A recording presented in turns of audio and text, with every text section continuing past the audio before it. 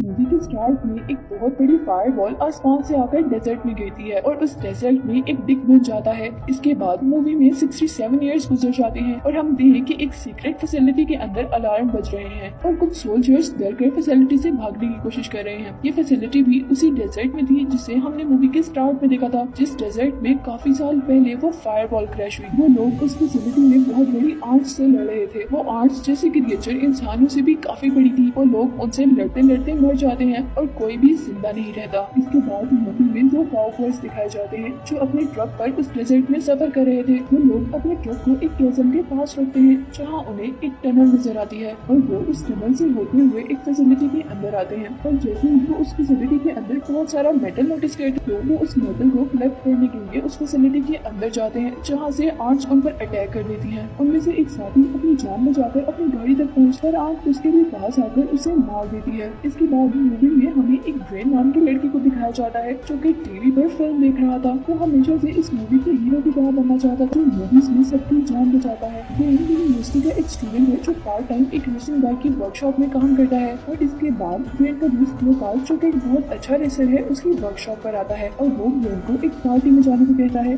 Brain और Lucas उस party में जाने के लिए बहुत एक्साइटेड थे क्योंकि ये पार्टी उसी मूवी स्टार ने ऑर्गेनाइज की थी जिसका ब्रेन बहुत बड़ा फैन था। और लुकास इस पार्टी में जाने के लिए इसलिए बहुत ज्यादा एक्साइटेड क्योंकि उस पार्टी में उसे मेडल मिलना था बाइक रेसिंग कंपटीशन जीतने के लिए। अब लुकास और ब्रेन पार्टी में जाने की तैयारी कर रहे होते हैं और जब लुकास अपनी स्पोर्ट्स बाइक अपने ट्रक में लोड कर रहा होता है तो वहीं की तरफ पर हमें मिसिंग लोगों का एक पोस्टर नजर आता है। इस पोस्टर में पहले दो तो बड़ी काउबॉयज थे जिन्हें उन आर्ट्स ने उस फैसिलिटी में मारा था और तीसरे आदमी को अभी तक मूवी में दिखाया नहीं गया। लुकास और ब्रेन अब पार्टी में जाने के लिए निकलते हैं, लेकिन लुकास पार्टी में जाने के बजाय अपना रास्ता बदल लेता है। लुकास उस रास्ते पर चलता है जो रास्ता लीसा के घर जाता है, जो कि उनकी क्लासमेट है और जिससे ब्रेन हमेशा से दोस्ती करना चाहता है। लुकास ब्रेन को बताए बगैर लीसा को पार्टी में इनवाइट करता है, जिसके बारे में सुनकर ब्रेन बहुत ज्यादा एक्साइटेड हो जाता है। लुकास अब ब्रेन को हिम्मत देता है कि अगर तुम उसे पसंद करते हो तो तुम्हें उससे दोस्ती करनी चाहिए और तुम्हें लीसा को अपनी फीलिंग्स जरूर बतानी चाहिए। इन्हीं सब बातों के दौरान हम लीसा को देखते हैं।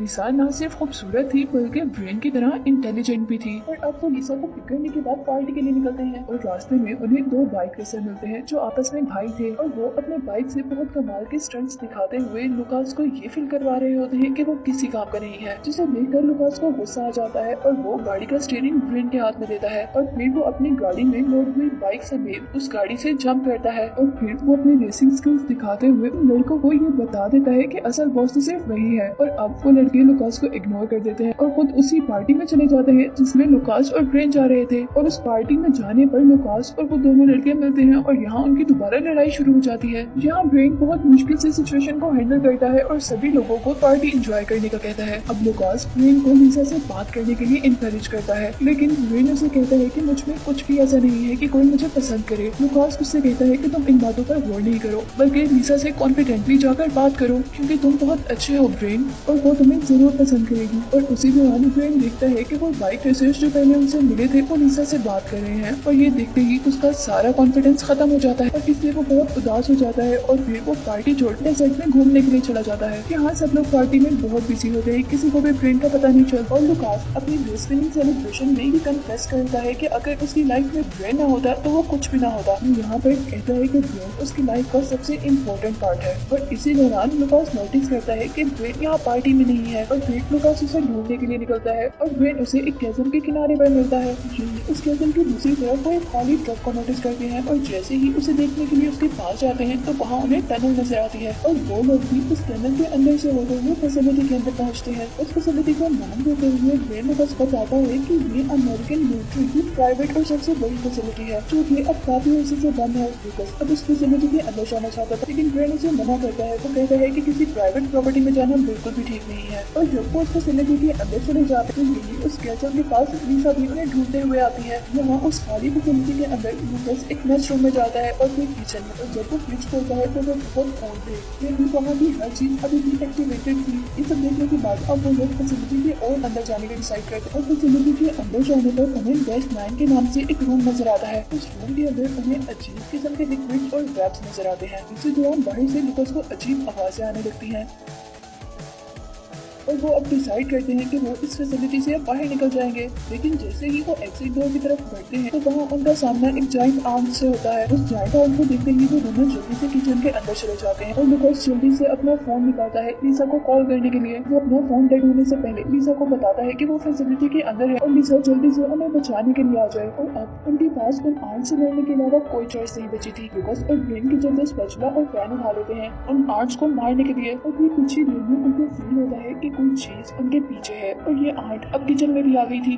वो लोग जैसे ही उस आर्ट से लड़ने के लिए खड़े होते हैं तो उनके ये वेपन बिल्कुल बेकार होते हैं। इससे पहले कि वो आर्ट से बचकर वहाँ से भागकर जाइंट आर्ट एक बड़ी सी जंप करते हुए उनकी एग्जिट ब्लॉक कर देती है। जहाँ ब्रेन जल्दी से बाहर निकलकर एग्जिट का डोर क्लोज करता है जिसके अंदर वो आर्ट फंस जाती है। लेकिन वो आर्ट ब्रेन को भी ज्यादा दूर नहीं जाने देती और उसे भी पकड़ लेती है। यहीं पर वो आर्ट ब्रेन को अपनी तरफ खींचने लगती है और उसे बचाने के लिए लुकास आता है। लेकिन वो आर्ट लुकास को भी अपनी तरफ खींचने लग गई थी और इससे पहले कि वो दोनों आर्ट का खाना बनते पीछे से लिसा और लिसा उस आर्ट पर हैमर से अटैक करते हुए उसे मार देती है। लुकास अब जिंदा बचाने की खुशी मना रहा होता है लेकिन तभी लिसा उसे बताती है कि यहाँ सिर्फ एक आर्ट नहीं है बल्कि अब बहुत सी आर्ट्स उन पर अटैक करने वाली हैं। और इतनी ही देर में लिसा की प्रेडिक्शन सच होने लगती है और वहाँ पर और आर्ट्स आने लग जाती हैं जिनको देखकर अब वो एग्जिट को छोड़कर फैसिलिटी के अंदर भागते हैं और वो उन आर्ट्स से बचते हुए एक कंट्रोल रूम तक पहुँचते हैं। और यहाँ इस कंट्रोल रूम में हमें एक वीडियो देखने को मिलती है जिस वीडियो को एक साइंटिस्ट एक्सप्लेन कर रहे थे। और अब इस पॉइंट पर हमें इस वीडियो को देखते हुए इस मूवी की सारी मिस्ट्री समझ आएगी। वो इस वीडियो में एक्सप्लेन कर रहे थे कि 67 ईयर्स पहले इस डेजर्ट में एक एलियन शिप क्रैश हुई थी। यानी मूवी के स्टार्ट में जो हमने फायरबॉल देखी थी वो एक फायरबॉल नहीं थी बल्कि एक एलियन शिप थी। वो एक्सप्लेन कर रहे थे कि यूएस मिलिट्री ने वहाँ से एलियंस के डीएनए कलेक्ट कर लिए थे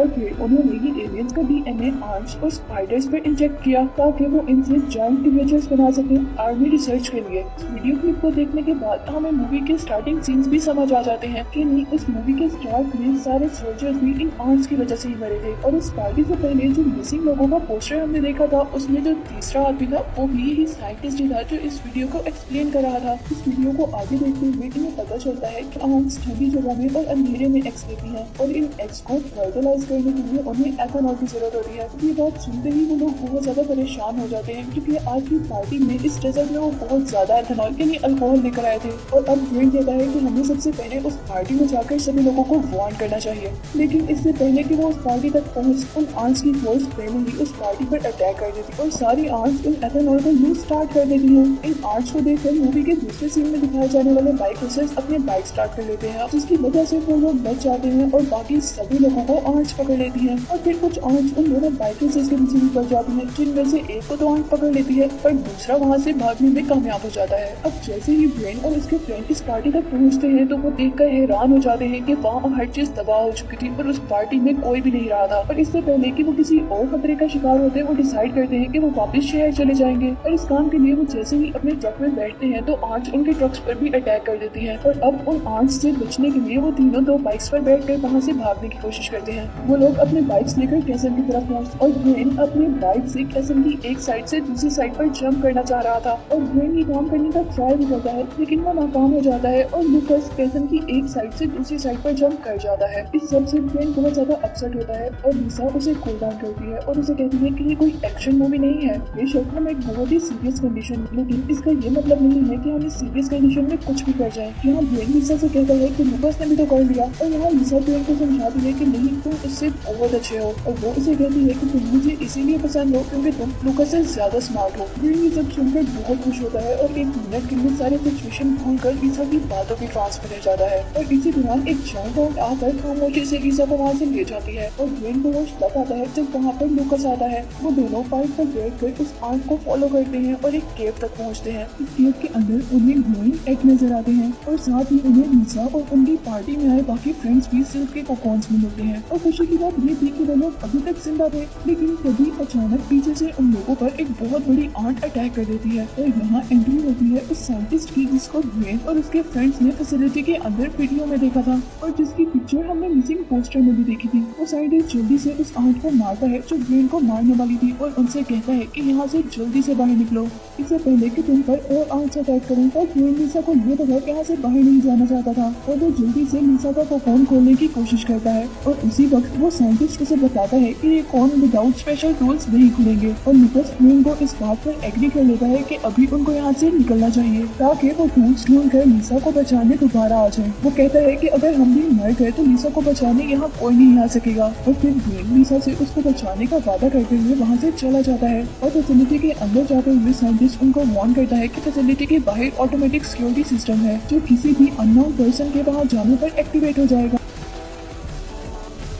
ये सब बताने के बाद साइंटिस्ट उन्हें फैसिलिटी का एक मैप देता है जिसकी हेल्प से वो गन्स और टूल्स ढूंढ सकेंगे और साइंटिस्ट अभी उनको कुछ बता ही रहा होता है कि पीछे से एक आंट अपीयर होती है और साइंटिस्ट की बैक में अपनी नोब स्टैब करके उसे मार देती है। जहाँ वेन और लुकस इस सबसे डर जाते हैं और मशीन गन से बचने के लिए वो जल्दी से फैसिलिटी के बैक गेट से फैसिलिटी के अंदर चले जाते हैं जहाँ उन्हें फैसिलिटी के सिस्टम तक पहुँचने के लिए एक और बहुत बड़ा गेट नजर आता है जिसको वो ओपन करने की तो बहुत कोशिश करते हैं लेकिन वो गेट ओपन नहीं कर पाते और फिर जैसे ही वो वहाँ से वापस आने लगते हैं तो एग्जिट पर वो एक आंट को देखते हैं जो एक कॉर्प्स को खाने में बिजी थी जिसको देखकर वो बहुत ज्यादा डर गए थे और अब उनको लगता था कि वो यहाँ पर मर जाएंगे और अब इस चीज को वो अपनी फेट मानते हुए दोबारा चैम्बर में आ जाते हैं। अब लुकस का ख्याल था कि ये सिचुएशन काफी क्रिटिकल हो गई है और हमें अथॉरिटीज को इन्फॉर्म कर देना चाहिए पर वेन को ये आइडिया अच्छा नहीं लगता। उसको डर था कि आर्मी इन आंट्स को खत्म करने के लिए एटॉमिक पावर का यूज करेगी और अब जब उन्हें उन आंट से बचने के लिए कोई भी रास्ता नहीं मिलता तो अब आखिर में वो उन आंट से लड़ने का डिसाइड करते हैं। लुकस कहता है कि मैं इस फाइट से और लड़ने से पहले एंजॉय करना चाहता हूँ और वो अब बियर की तलाश में फ्रिज ओपन करता है जहाँ से उसे सिर्फ एक ही बियर नजर आती है और जैसे ही वो बियर कैन को उठाता है तो फैसिलिटी चैम्बर के अंदर का मेन गेट ओपन हो जाता है और वो दोनों ये देखकर हैरान हो जाते हैं कि वो बोतल गेट के साथ अटैच और यहाँ इस रूम में उन्हें बहुत सारे वेपन्स मिलते हैं जिसमें राइफल्स और उन कोकून्स को काटने के लिए स्मार्ट कटर्स भी थे और अब वो लोग उन वेपन्स को लेकर आंट्स को मारने जाते हैं। लुकस जल्दी से बाइक पर बैठता है और वो दोनों जल्दी से उस केव की तरफ जाते हैं जहाँ इन आंट्स ने सब लोगों को कोकून्स में रखा हुआ था। वेन जल्दी से लिसा को खामोशी से बचाकर बाहर लाता है और बाहर आकर वो एक आंट पर फायर करता है ताकि बाकी आंट्स उस नॉइज से अट्रैक्ट हो जाएं और लुकस इजीली उस केव के अंदर से लोगों को भी बचा ले और आंट्स के एग्स को भी डिस्ट्रॉय कर दे। जहाँ केव के बाहर वेन और लिसा आंट से लड़ रहे थे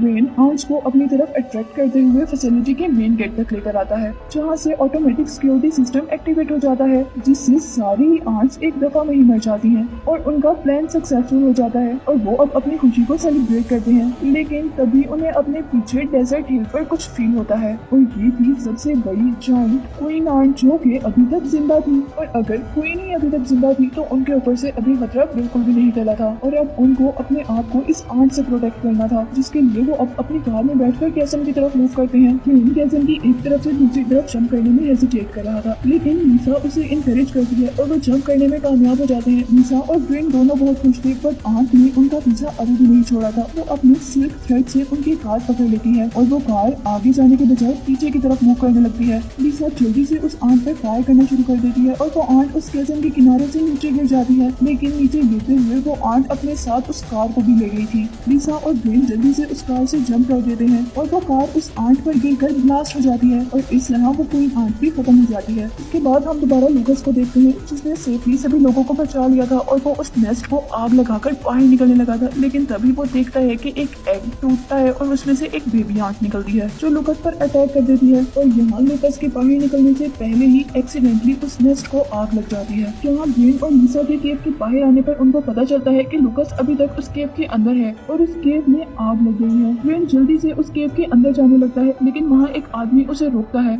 लेकिन ग्रीन अपने फ्रेंड को खतरे में नहीं देख सकता था। वो अपने फ्रेंड को बचाना चाहता था। लुकस ने इन सब लोगों के खातिर अपने आप को खतरे में डाल लिया था लेकिन उतने में ही वहाँ पर एक बाइक रेसर आता है। ये वही बाइक रेसर था जो हमेशा से लुकस से कॉम्पिटेट करता था और वो जल्दी से अपनी बाइक को लेकर उस आग लगे हुए केव के अंदर चला जाता है और कुछ ही मिनट बाद वो लुकस के साथ बाहर था। वो दोनों सेफ एंड साउंड थे और अंदर हर चीज फट गई थी। सभी लोग अपनी जीत पर बहुत खुश होते हैं और एक दूसरे को हक करते हैं और अब मूवी के लास्ट सीन में इरेडिकेटर यानी वो फिल्म एक्ट्रेस आता है जिसे ग्रीन हमेशा अपना आइडियल माना करता था। ग्रीन उसे देखकर बहुत ज्यादा एक्साइटेड हो जाता है और ग्रीन को अपने जेशन में बची हुई लास्ट बियर उसे ऑफर करते हैं जिसको पीछे से आकर एक बहुत बड़ी आंख खींच लेती है और इस आंख को देखकर इरेडिकेटर डर जाता है और ग्रीन लुकस और लिसा उनसे डरने के बजाय उन्हें शूट कर देते हैं और अब आखिर में असली हीरो तो ग्रीन लिसा और लुकस ही लग रहे थे और यही दिखाते हुए ये मूवी एंड हो जाती है।